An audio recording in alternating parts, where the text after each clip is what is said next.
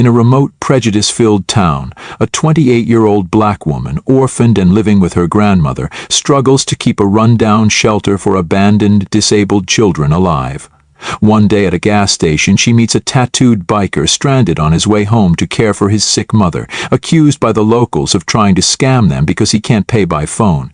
Ignoring the ridicule, she quietly pays for his gas and leaves. 3 days later, the Hells Angels return, bringing a gift that will change the town forever. Before we dive in this story, let us know where you're watching from. We love to hear your thoughts.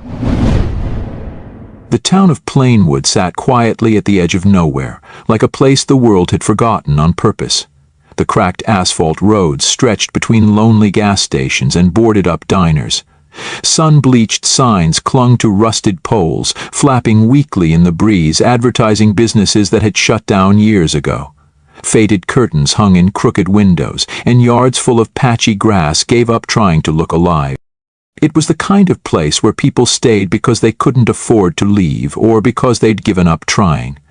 The sky that morning was a dull gray, heavy with clouds that looked like they'd been there for weeks. Even the sun seemed hesitant to shine down on Plainwood. At the corner gas station, a small group of locals gathered by the convenience store. Their voices were low, their eyes sharp, their stares lingering. They weren't in a hurry. It wasn't that kind of town. Instead, they stood with steaming coffee cups in hand, swapping stories, complaints, and occasionally sideways glances, full of quiet suspicion. They noticed her the second she came into view. Alicia, 28 years old, black. Her dark brown skin stood out like fresh paint against the weathered backdrop of Plainwood. Her frame was tall, slender, with the quiet strength of someone used to walking miles, to carrying burdens most wouldn't dare touch. Her hair, tight black curls, was pulled back into a neat bun, sharp and practical. Her outfit was simple: old jeans, worn sneakers, and a plain gray t-shirt. In her hands, a small stack of flyers. Edges slightly curled, the black ink starting to fade under the weight of too many rejections. The words across the top read, "Hope Haven, shelter for abandoned and disabled children. We need your help." It wasn't the first time she walked these streets, and it wouldn't be the last. But every time the looks were the same. "Always got her nose in other people's business," one man muttered, barely bothering to lower his voice as she passed. "She should focus on taking care of her own," an older woman added, clutching her purse a little tighter. A teenage boy on a rusted bike snorted. "Dunno why she stays here, ain't nobody wantin' her, or that old dump she's begging for." Alicia heard it all, she always did, but she kept walking, her eyes forward, her step steady. She'd grown up in this town, or more accurately, she'd survived it. Orphaned when she was 8, shuffled between distant relatives and worn-out couches until her grandmother, sweet, stubborn Miss Edna, took her in. They lived in a small, creaky house on the edge of town, with leaky pipes and peeling paint, but it was home. Ms. Edna had taught her 2 things: never apologize for who you are, and always fight for those with no voice. Now, that fight was Hope Haven. The old shelter sat near the woods, its faded blue paint chipping away, its walls cracked and tired. It housed children no one else wanted: the abandoned, the disabled, the forgotten. Donations were scarce, volunteers even scarcer. No one paid attention to a run-down shelter at the edge of nowhere, run by a black woman in a mostly white town. But Alicia did, because someone had to. The flyers were her latest desperate attempt to change that. She'd printed them with what little money she scraped together, hoping to stir even an ounce of compassion from the people who crossed the street to avoid her. As she passed the diner, more eyes followed. Whispers floated through the air like smoke. Some looked at her with distrust, others with quiet annoyance, a few with outright contempt. It wasn't new. She wasn't surprised, but it still burned.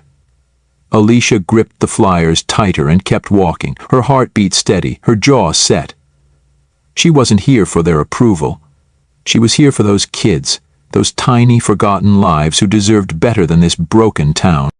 She didn't know it yet. But fate was about to send help her way, from a place even more unexpected than the kindness buried deep beneath Plainwood's cold streets. The gas station looked even older up close. Faded yellow paint peeled from the wooden siding, and the sign above the small store flickered like it was struggling to stay alive. The fuel pumps were rusted, the kind with analog dials that clicked as they spun, like they belonged to another era. Alicia pulled her car, an old, dented sedan that had seen better days, up to the farthest pump and stepped out, the flyers tucked under her arm. The air smelled like oil, hot pavement and dust, with a sharp edge of cigarette smoke drifting from the group standing by the ice machine. She didn't need to look to feel the eyes on her. She was used to that feeling by now. This wasn't downtown, where people were too busy to care who you were. This was Plainwood outskirts, and out here, being black, being different, meant being watched. As she reached for the pump, voices cut through the low hum of the place. "What's your problem, man? You think you can just roll in here and get gas for free?" Alicia's eyes flicked toward the commotion near the first pump. A tall, broad-shouldered man stood beside a massive motorcycle, its chrome glinting under the weak sunlight. The faded emblem on his worn leather jacket read, "Hell's Angels," the kind of symbol that usually turned heads. His arms were covered in tattoos, dark ink snaking down to his hands. His face was sharp, with the rough edges of someone who'd seen too much of life. The station attendant, a short, red-faced man in his 40s, was pointing aggressively, his voice loud enough to draw attention from the others loitering nearby. "You people always think you can pull some stunt," the attendant sneered. "Bet you've got a record as long as my arm. You think 'cause you ride a fancy bike you can weasel your way out of paying—" Alicia paused, her hand still on the gas pump, eyes narrowing. The others standing around, the coffee drinkers, the tired-looking mechanic by the garage, the woman on her phone, watched with smug amusement. No one stepped in. Some even chuckled under their breath, whispering, waiting for the show to escalate. The man by the bike raised his hands, palms open, voice calm but strained. "Look, I'm not trying to cheat anybody. I didn't realize this place only takes cash. Yeah. I've heard it all before," the attendant cut him off, stepping closer. "You bikers think rules don't apply to you. Well, not here." Alicia watched the man's jaw tighten, his eyes flickering with frustration, but he stayed composed. She could see it in the way his shoulders squared, the quiet, practiced restraint of someone used to being misunderstood, maybe even hated on sight. The crowd shifted, some pulling out their phones, ready to film, not to help. The man tried again, slower this time. "My mom. She's sick. I'm heading back to see her. I spent what cash I had helping a kid I ran into on the road. I figured this place would take mobile pay." "You figured wrong," the attendant snapped. "Ain't my problem. You don't have cash, you don't get gas. Simple." He reached for his phone. "Or I can call the cops and they'll be happy to explain it to you." Alicia's pulse quickened. The man wasn't threatening anyone. He wasn't yelling. But that didn't matter here. His tattoos, his jacket, his bike, they'd already made him guilty in their eyes. She knew that feeling all too well. The whispers started again. Someone muttered, "Call the cops already." Another snickered, "Bet he's got drugs in that thing." Alicia clenched her jaw. Her eyes drifted across the crowd. Smirks, folded arms, self-satisfied faces. No one offering help. No one caring about the truth. Just a bunch of people too ready to play jury, judge, and executioner. She could have looked away, could have fueled her car and driven off, let it be someone else's problem. But she knew better. She knew what it meant when good people stayed quiet. Before she could second-guess herself, Alicia stepped forward, her voice cutting through the air. "I'll pay for his gas." The words fell heavy in the space between them. The attendant froze. The man by the bike turned toward her, surprise flickering across his face. The crowd reacted first, a chorus of laughter, disbelief, even mockery. "You serious?" the attendant scoffed. "You don't even know this guy." "That's right," Alicia shot back, her voice steady. "I don't. But I know when someone's being treated like garbage for no good reason." The woman with the phone laughed, shaking her head. "Guess trouble attracts trouble." Alicia ignored her, walking past the gawkers to the register. She pulled out her worn wallet, thumbing through the few bills she had. Money meant for flyers, maybe a little food for the shelter, gone. But some things mattered more. She paid for both her gas and the man's. No hesitation, no regret. As the receipt printed, the attendant muttered, "Your money, your mistake." Alicia pocketed the receipt, her gaze unwavering. The only mistake is thinking cruelty makes you right. The crowd's amusement faded as they realized the confrontation was over. One by one they drifted back to their cars, their coffee, their whispered judgments. The man approached her, his boots heavy on the cracked pavement. Up close, his eyes were steel grass, sharp, but not unkind. He opened his mouth, words caught for a moment before he found them. "You didn't have to do that," he said, voice low, rough like gravel. "I know," Alicia replied simply. He held out his hand. "At least let me pay you back, or buy you a meal." Alicia shook her head, a small, tired smile pulling at the corner of her lips. "Don't worry about it." Before he could protest, a gust of wind picked up, carrying one of her flyers from the open car door. It tumbled across the pavement, landing at his feet. He bent down, picking it up, eyes scanning the words. Hope, Haven, Shelter. His brow furrowed, curiosity blooming behind the hard edges of his expression. Alicia was already walking away, sliding back into her car, engine sputtering to life. She didn't look back. She didn't need to. Some acts of kindness weren't meant to be repaid, but sometimes they planted seeds where you least expected. It had been 3 days since that morning at the gas station, but the memory was still sharp in Alicia's mind. She hadn't expected to see him again, the man with the tattoos, the heavy boots, and those steel-gray eyes. Just another stranger passing through Plainwood, caught in the same web of judgment this town loved to spin. 3 days of walking the dusty streets, handing out flyers that most people ignored.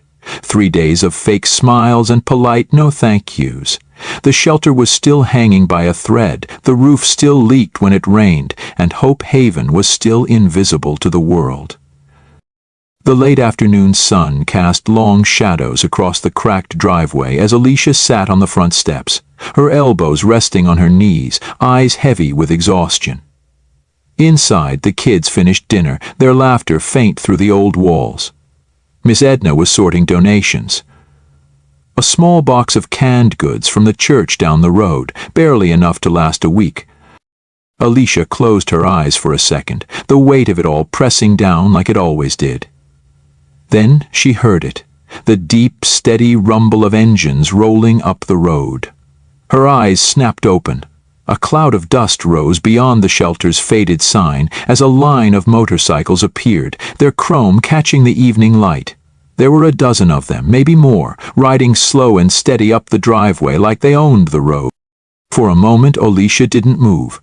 Her heart kicked hard in her chest as the bikes came to a stop, engines growling low before cutting off one after another.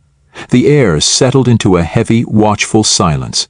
And then she saw him, the man from the gas station. Helmet under one arm, dark hair tied back, broad shoulders wrapped in a worn leather jacket with the unmistakable patch on the back. Hell's Angels. His steel-gray eyes found hers instantly. Alicia's mouth went dry. She hadn't expected him. She hadn't expected any of this. Miss Edna stepped onto the porch beside her, knitting forgotten in her hands. What in the world? The other bikers climbed off their bikes, tall, tattooed, dressed in worn jeans and leather vests. They looked rough, dangerous even, but their eyes weren't hard. They watched quietly, curious. The man walked toward her, his boots heavy on the gravel, stopping a few feet away. He pulled something from his jacket pocket and held it up. It was her flyer. "You dropped this," he said simply. Alicia stared at the crumpled paper, her breath caught in her throat. Her eyes flicked from the flyer to his face, then to the row of motorcycles and the men standing behind him. "I didn't think you—" She trailed off, her voice unsteady. "How did you even—" He offered a faint smile. "You left in a hurry. Guess it caught the wind." His gaze drifted to the shelter behind her. "Hope Haven, you run this place?" Alicia hesitated, still trying to piece it all together. Yeah, I do. The man nodded, his expression softening, the tension in his broad frame easing. Name's Jake Rivers. He gestured to the bikers behind him. That's my crew. Some of them call me Broken Wing. Long story. Miss Edna let out a low hum of suspicion beside her, but Alicia raised a hand, eyes still fixed on Jake. You tracked me down? Because of a flyer? She asked, confusion lacing every word. Jake's smile turned sad for a brief second. I tracked you down because 3 days ago, when no one else gave a damn, you did. Alicia swallowed hard, her pulse still racing. Jake continued, voice low but steady. That morning, I was on my way back home. My mama? She's been sick a long time. Hospital bills, treatments, the whole nightmare. He paused, something flickering behind his eyes. I took the back roads, stayed off the main highway. Didn't want trouble, didn't want attention. Figured Plainwood would be quiet. His jaw clenched for a moment, and when he spoke again, his voice was rough around the edges. Ran out of gas. Dumb mistake. Gave my last cash to a homeless kid a few towns back. Guess I figured people'd be decent at the gas station. His eyes met hers. I figured wrong. Alicia's stomach tightened, the memory of that scene at the station playing fresh in her head. The shouting, the cruel looks, the threat of police. Jake tilted his head. But you didn't turn your back. You paid for a stranger. You didn't even want thanks. He held up the flyer again. But you did want help. Alicia looked at the worn edges of the flyer, the bold black letters, the shelter's name. Her fingers itched to take it from him, but she stayed still. Jake glanced at the shelter, then back at her. I figured, maybe it's time someone actually showed up. Behind him, the other bikers opened the back of a pickup truck. Boxes of food, medical supplies, toys, all neatly packed, stacked high. Alicia's throat tightened. For the first time in what felt like forever, she didn't know what to say. Jake shoved his free hand into his pocket, suddenly looking almost sheepish. I get it. We look rough. People cross the street when they see us, but the way I see it, broken people help broken places. Alicia studied him. His tired eyes, the scars on his knuckles, the quiet, stubborn weight in his voice. Miss Edna finally spoke up, voice sharp but curious. And you're just here to help, out of the blue? Jake shrugged. Call it karma, call it payback, call it whatever makes it sit right with you. He locked eyes with Alicia again. But I don't forget when someone saves my ass.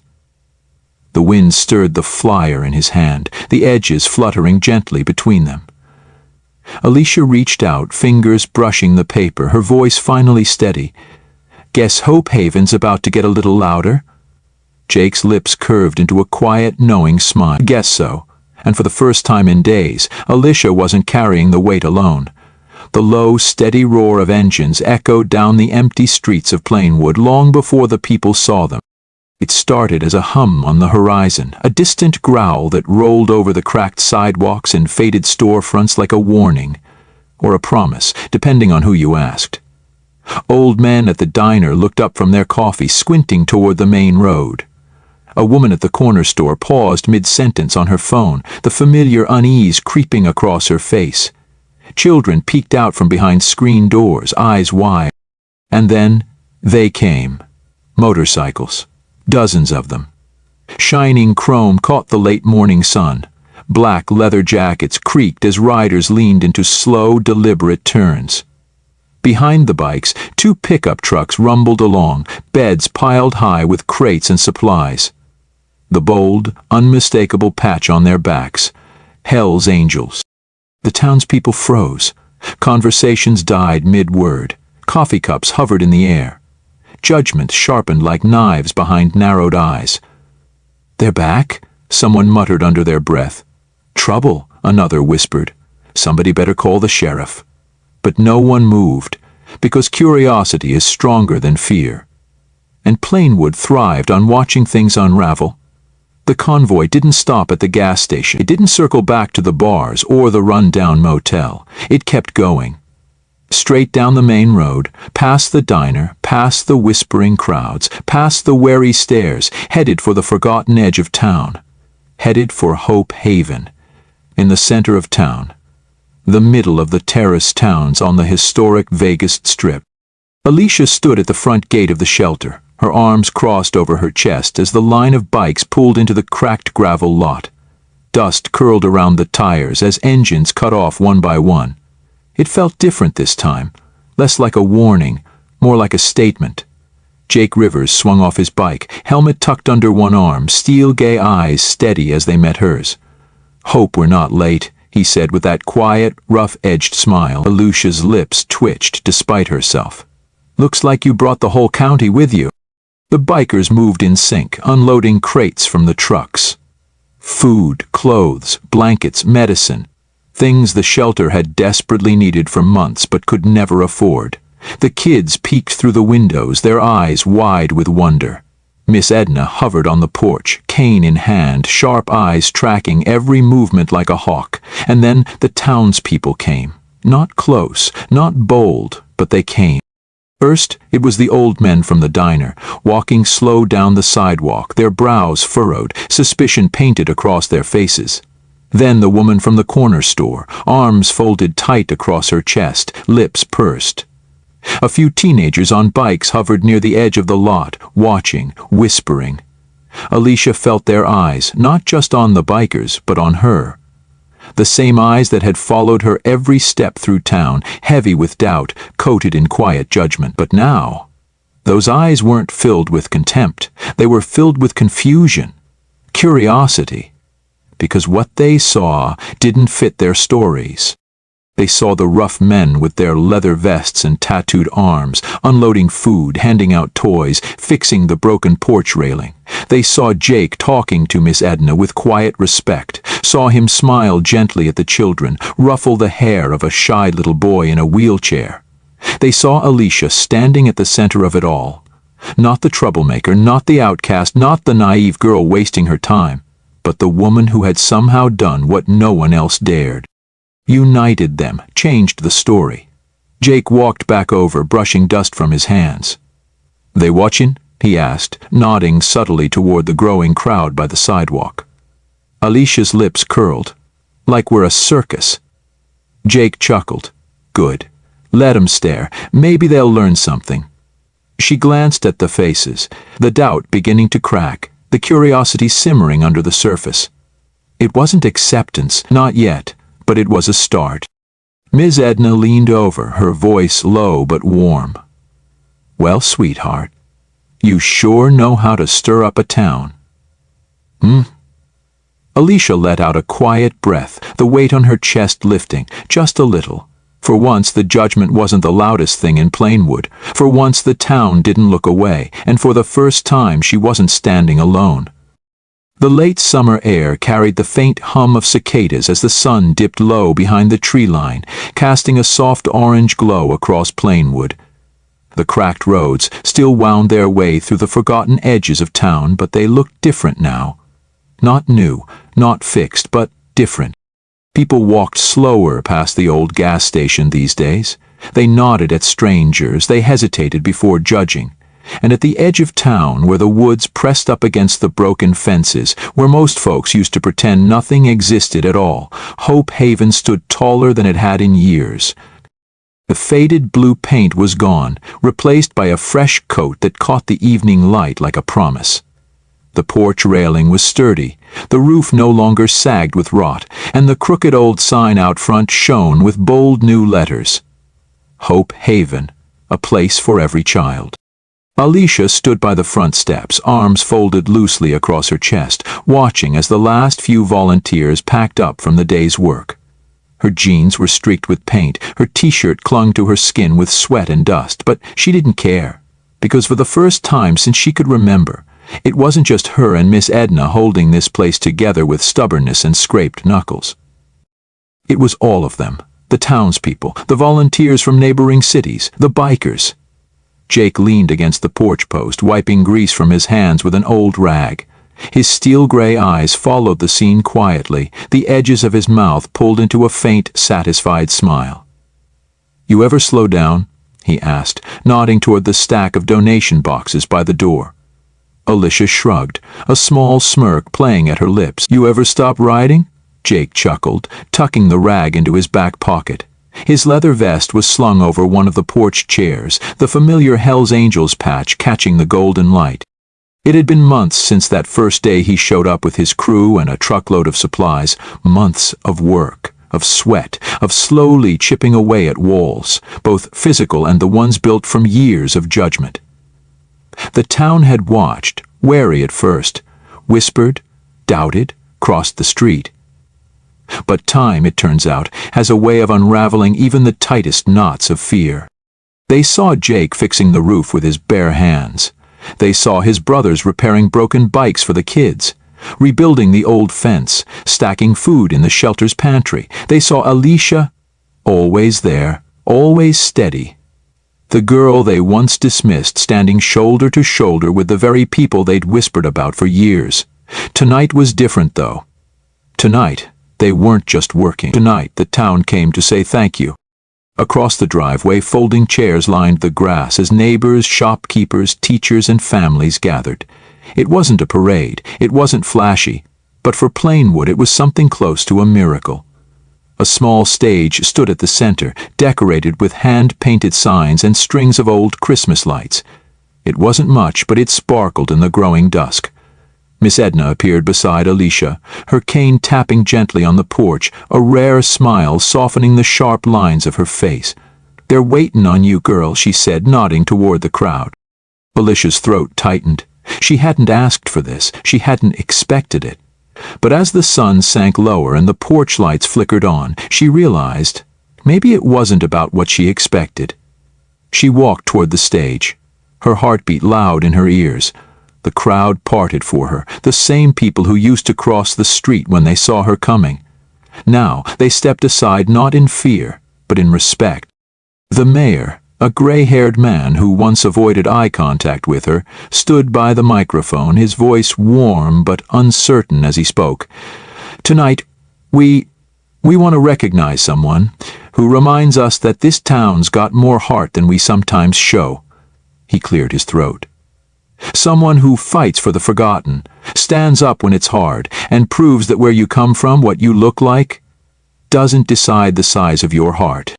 Alicia swallowed hard as the applause rose, hesitant at first, then growing, filling the space with quiet thunder. Jake stood at the back of the crowd, arms crossed, watching her with a small, proud smile. The mayor handed her a small plaque, wooden, plain, but etched with careful words. Alicia Bennett, for courage, compassion, and the heart of Hope Haven. She took it with trembling hands, the weight of it pressing against every scar the town had carved into her over the years. But tonight, they weren't scars, they were proof. She looked at the crowd, at the children smiling by the steps, at Miss Edna wiping a tear from the corner of her eye. Her gaze drifted to Jake, to the bikers leaning against their bikes, rough and ready, their presence a quiet shield around her. Alicia raised the plaque slightly, her voice clear and steady. "This isn't about me," she said, her eyes shining. "It's about them." She gestured toward the kids, toward the shelter, "and it's about choosing to see past the labels, the skin, the patches, the fear." She let the words settle, the quiet hum of understanding weaving through the crowd. "Hope isn't a building," she added softly. "It's what happens when people who aren't supposed to care show up anyway." The applause returned, louder this time, raw with something Plainwood had long forgotten how to give: acceptance, respect. Jake's eyes met hers across the crowd, and for once, Alicia let herself believe what she never thought possible. This place, the broken streets, the wary eyes, the tired whispers. It wasn't perfect, it never would be. But tonight, under the flickering porch lights and the hum of motorcycles waiting quietly in the dark, Plainwood felt a little less cold, and Hope Haven wasn't invisible anymore. Not to them, not to anyone, and for the first time in her life, Alicia Bennett wasn't just tolerated. She was seen.